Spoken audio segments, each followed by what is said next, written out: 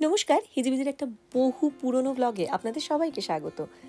2024 জুলাই মাস আমরা গেছিলাম ফিফে coastal প্যাথটা cover করতে। এই কোস্টাল এরিয়াটা ধরে ঘুরতে ঘুরতে এইটা যাবো, আর থাকবো হচ্ছে অ্যাবারডিন এইখানে, আর অ্যাবারডিন সিটিটাও ঘুরবো, তাই তো? তাহলে ঘোরা শুরু, চলো চলো অ্যাবারডিন ভ্রমণ স্টার্ট। আমরা বেরিয়েছিলাম 3 দিনের জন্য, মানে 2 রাত্রি, আর আমাদের প্ল্যান ছিল এই 3 দিনে 116 মাইলের এই ফিফে কোস্টাল প্যাথটা কমপ্লিট করব। কতটা খেয়াল রাখে না সব প্রাণীর এরা। চলে এসেছি এটা সেন্ট সাইরাস। ঠিক এই 116 মাইলের প্যাথটার ঠিক মাঝামাঝি তো হচ্ছে অ্যাবারডিন সিটি, তাই আমরা অ্যাবারডিন সিটিতেই থাকবো। যাওয়ার দিন আমরা অ্যাবারডিন অব্দি যতগুলো পয়েন্ট কভার করা যায় করতে করতে অ্যাবারডিন ঢুকেছি। নেক্সট ডে বেরিয়ে অ্যাবারডিন থেকে উপর দিকে উঠে দেখতে দেখতে দেখতে দেখতে নেবেছি। থার্ড ডেতে আবার অ্যাবারডিন সিটিটা ঘুরে বাড়ি ফিরেছি। এই ছিল প্ল্যান। উঠে পড়ো বাবা। কি মিক করব না না আমাদের আরো অনেকগুলো জায়গা। ওই কুকুরটা দিল, চলে আয় তুই, চলে আয় বাবা, কি মজা দেয় করো। শুকিয়ে যাবে, হাত শুকিয়ে যাবে, সব শুকিয়ে যাবে। তুমি ওপরে যখন দিয়ার কাছে পৌঁছাবে দেখবে সব শুকিয়ে যাবে। দেখ কি সুন্দর।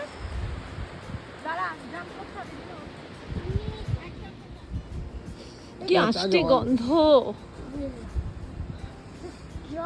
মাছ আছে তার মানে এখানে? মাছ আছে, এটা মাছের গন্ধ একদম লেগেছিল।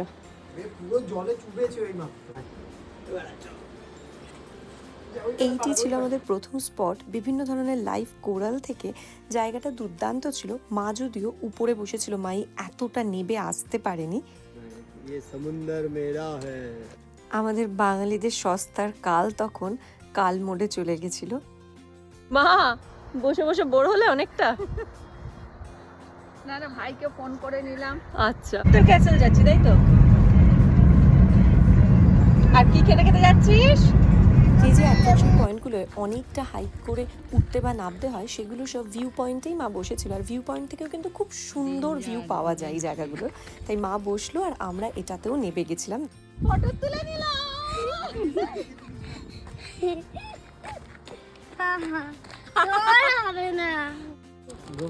কাকি গিয়ে বসে পড়েছে তাই তো? ওই দেখ ওটা বোট আসছে, দেখ। চল তুই যাবি আমাদের সাথে, নামবি জিনো? চলো। কোনো ট্যুর কোম্পানির সাথে এলেও কিন্তু ভিউ পয়েন্টেই বসায়, ওখান থেকেই দেখিয়ে নিয়ে যায়। নিজেরা ঘুরতে গেলে একটু বেশি টাইম পাওয়া যায়, তাই আমরা এগুলো ট্রেক করে নাবি, কিন্তু অনেকেই নাবে না। সেটা ডাডেল ডোর হোক বা যে কোনো ভালো ভালো যে টুরিস্ট স্পটগুলো। এবার ঠিক আছে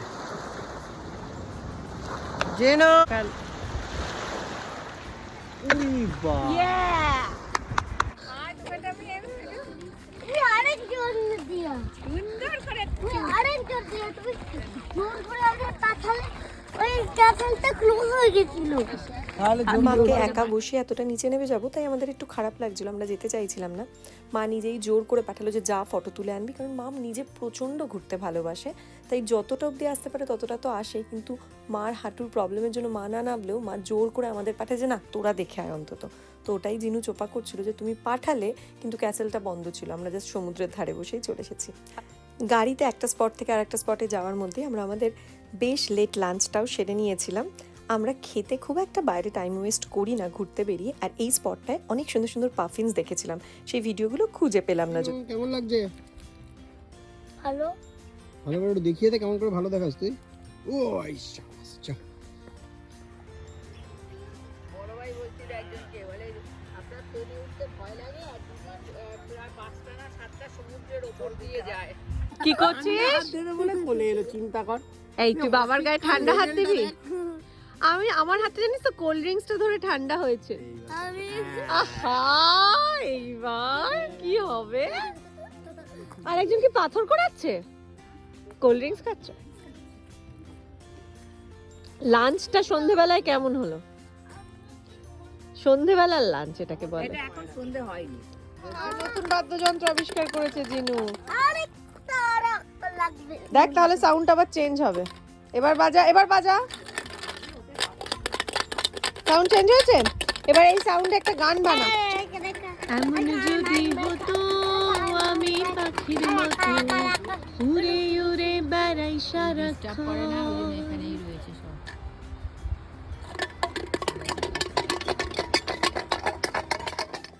এর পরের স্পটটি ছিল স্টোন হেভেন। এই জায়গাটা তারপরে আমরা আরও 3 বার গেছি, সেটা আপনাদের সাথে ভিডিওতে শেয়ারও করেছি, কিন্তু এটাই ছিল প্রথমবার। আর প্রথমবার গিয়ে আমরা এই আইসক্রিমের দোকানটাও আবিষ্কার করেছিলাম, যেটা এখানকার খুব বিখ্যাত, অ্যান্টি বেটিস নাম। এর আইসক্রিম আমরা প্রচণ্ড ভালোবাসি, তারপরে যতবার গেছি ততবার খেয়েছি। বৃষ্টিতে ভিজে ভিজে সমুদ্রের ধারে আইসক্রিম, তাই তো? বৃষ্টির মধ্যে বসে বসে দুজনে দেখো আইসক্রিমটা পড়ে যাবে জিনু। এগুলো পড়ে যাচ্ছে, খাচ্ছে না, দেখো দেখো You know, You naughty. দিয়া কেমন করে একটু দেখিয়ে দে, দেখিয়ে দে। এত সুন্দর ফুল।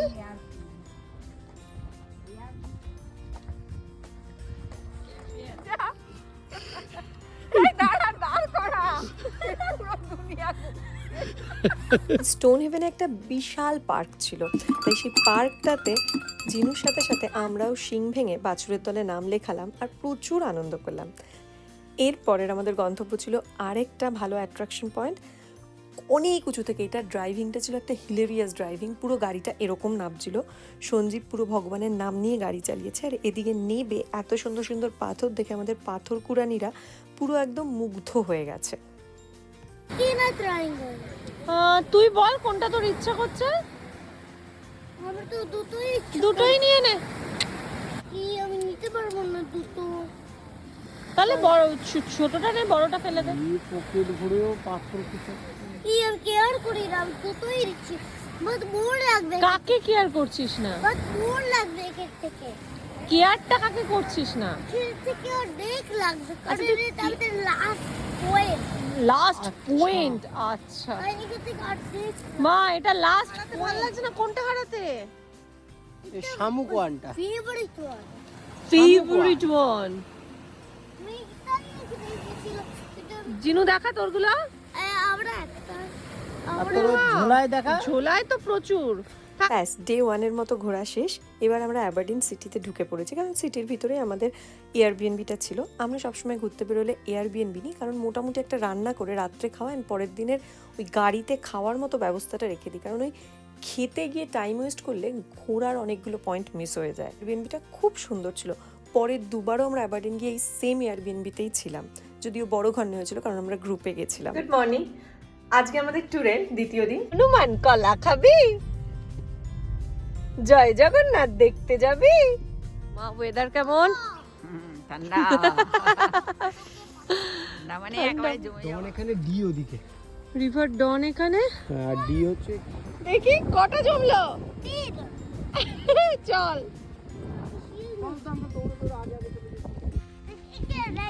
বিশাল বিশাল। আরো এই কেন রয়েছে বলতো? ওদের কাছে তো কেউ যেতে পারছে না, জল রয়েছে না, ওই জন্যই রয়েছে। আমরা গেছিলাম একটা শিল আইল্যান্ডে। এই আইল্যান্ডটাতে ওইদিকে চড়াটায় দেখতে পাচ্ছেন ভর্তি শিল শুয়ে, তাই দেখি মার এরকম একটা অদ্ভুত এক্সপ্রেশন ছিল, আর বিভিন্ন ধরনের তার ভাবনা চিন্তা, কেন ওরা ওখানে ওইভাবে শুয়ে রয়েছে। আমরাও কিন্তু পাথর এরকম বানাবো তাহলে, ঠিক আছে? চল আগে। এতক্ষণে একটু রোদের দেখা, বলো মা? জায়গাটা দুর্দান্ত। ওয়াও, জেলিফিশ থেকে শুরু করে তুই সবকিছু এই ঠান্ডায় ওখানে গিয়ে 5 মিনিট দাঁড়ালে দাঁত ফুলে যাবে। ইন্ডিও ওই অ্যাবারডিন শহর থেকে বেরিয়ে ওই কোস্টাল প্যাথটা দিয়ে আমরা উপর দিকে উঠছিলাম। হট করে রাস্তায় যেতে যেতে এরকম একটা দুর্দান্ত ফুলের বাগান দেখতে পেলাম, খুব ছোট কিন্তু এত ফুলে ভরা কি বলবো। আর আমার মা তো ফুল দেখলে মোটামুটি একটু পাগল হয়ে যায়, আমিও অবশ্যই। তো ফুল দেখে ওখানটায় প্রায় আমরা 8 ঘন্টা 45 মিনিট ওয়েস্ট করেছি, কারণ এটা কোনো টুরিস্ট স্পট না, এটা জাস্ট একটা রাস্তায় যেতে যেতে একটা ছোট পার্ক। কাঁপিয়ে দিচ্ছে জাস্ট, দুর্দান্ত জায়গা, কিন্তু মেঘে ঢেকে আছে আর হাওয়া উড়িয়ে বাবা।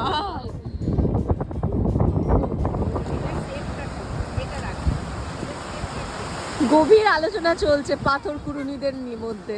এটা পকেটে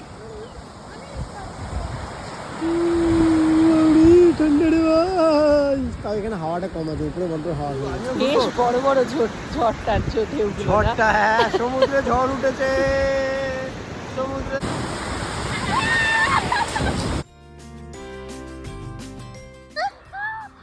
ওরকম করে ফটো তুলতে হয়?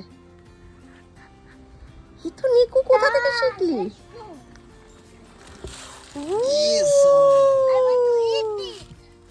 আচ্ছা, এটা হচ্ছে মায়ের জিভ দিয়ে জল বেরোচ্ছে, দেখি জিভ বের কর। জল পাথর কুড়ানির কাজ বেশে চলছে। দুটো পাথর আমি নিয়ে যাবো ইন্ডিয়াতে, আর সব পাথর এখানে থাকবে, তোমরা এরকম সুন্দর সাজিয়ে বা টাকার আমি ড্র করবো। এই, মানে দুটো নেবে বলেছে, বলছে বার্গেনিং করবে, বার্গেনিং করবে, প্রপার বাঙালি। ওকে স্প্ল্যানেটে গিয়ে ছেড়ে দেবো। সেকেন্ডে রাত্রে বাড়ি ফিরে পাথর নিয়ে অনেক দরাদরি চলে, বার্গেনিং চলে, শেষমেশ এটাই রাজি হওয়া গেল যে দিয়াকে দুটো পাথর দেওয়া হবে ইন্ডিয়া নিয়ে যেতে, আর বাকি সব তার ভাগ্যেই থাকবে। পরের দিন সকাল মানে থার্ড ডে আমরা বাড়ি ফিরবো, তার আগে একটু অ্যাবারডিন সিটিটা ঘুরছিলাম। এগুলো কি জানিস, এই যে বড় বড় পাথর এগুলো জলের নিচে লাগানো থাকে। না না, জলের নিচে এটা নোঙর। এইটা দেখ জিনু, জলের মধ্যে কাটা এগুলো দিয়ে, কেটে কেটে এগোয়। এগুলো কেটে কেটে এগুলো একটা মেরিন মিউজিয়ামও ছিল, সেই মিউজিয়ামটায় জিনুও খুব মজা পেয়েছে। ওখান থেকে দেখে আমরা সিটিটা যখন ঘুরছিলাম, সিটিটায় দারুণ দারুণ সব জিনিস ছিল। একটা রাস্তা পুরো ছাতা দিয়ে ওই চাইনিজ ডিজাইনে ঢাকা ছিল, সেটাও বেশ সুন্দর ছিল। তারপর একটু ম্যাকডিতে অল্প কিছু খেয়ে, কারণ ঘুরতে বেরোলে একদিন একটু ম্যাকডিতে আমাদের মাথা ঠেকাতে হয়, কারণ ছেলের আবদার এটা। সেখান থেকে বেরিয়ে একটা খুব সুন্দর চার্চে গেছিলাম, চার্চটা ঘুরে, চার্চের পাশে সেমিট্রিগুলোও এখানে খুব সুন্দর হয়, সেগুলোও ঘুরলাম। ঘুরে টুরে আমাদের একদম লাস্ট পয়েন্ট ছিল যেখানে আমরা ডলফিন দেখতে গেছিলাম।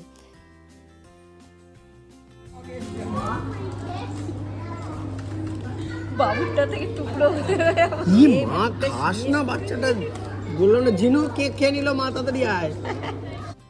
এই ভ্লগটি আজ থেকে প্রায় 2 বছর আগের, 2024-এর জুলাই। ওই টাইমটায় জিনু আরও ছোট ছিল, আর শেয়ার করার ব্যাপারে একটা রামরাবণের যুদ্ধ হতো। ওর কোনো জিনিস কেউ নিতে পারবে না, তাই আমি সবসময় ওকে জ্বালানোর জন্যই ওর কেকের থেকে দুটো টুকরো হোক বা কিছুও খেয়ে নিতাম। সেদিনও সেরকমই একটা কাণ্ড হয়েছিল, তাই ওই ভয়েস ওভারটা একটুখানি রেখে দিলাম। তারপর গাড়িতে যেতে যেতে আমাদের মাংস রুটি খাওয়া, আরও 2-3টে স্পট কভার করে বাড়ি ফেরা। এই যে স্পটটা দেখছেন, এখানে খুব সুন্দর ডলফিন দেখা যায়, কিন্তু ওয়েদার খারাপ থাকার জন্য সেবার আমরা খুব একটা ডলফিন দেখে উঠতে পারিনি। বাড়ি ফেরার পথে অনেকটা লং ড্রাইভ ছিল, তাও মোটামুটি সন্ধে 9টা, সন্ধে বলছি কারণ জুলাই মাসে এখানে রাত্রির 11টা অবধি সূর্য থাকে। এক আকাশ রামধনুকে সাথে নিয়ে আমরা বাড়ি ফিরেছিলাম। ব্লগটি ভালো লাগলে একটি লাইক এবং শেয়ার অবশ্যই করবেন। ভালো থাকবেন, টাটা।